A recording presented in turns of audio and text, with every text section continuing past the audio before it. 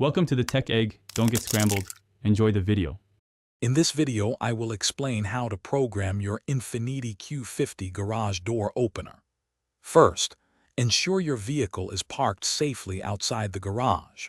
You'll need your original garage door opener, remote, and access to the garage door opener motor unit for some systems. We'll cover clearing existing settings, and then the two main programming methods. Before programming, it's a good idea to clear any previous settings from your home link system. Simply press and hold the two outer home link buttons simultaneously.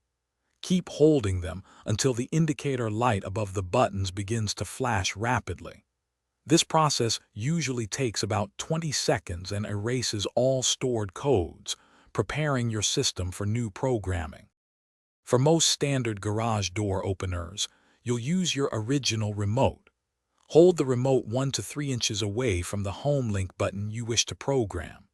Press and hold both the desired home link button and your garage door remote button at the same time. Release both buttons once the home link indicator light flashes rapidly, confirming successful programming. If your garage door opener has a rolling code system, there's an extra step.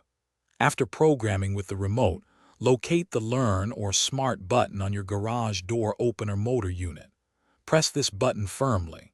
You'll then have approximately 30 seconds to return to your Q50 and press the newly programmed home link button 3 times. This finalizes the connection. Thanks for watching. Consider subscribing if I helped unscramble your problems.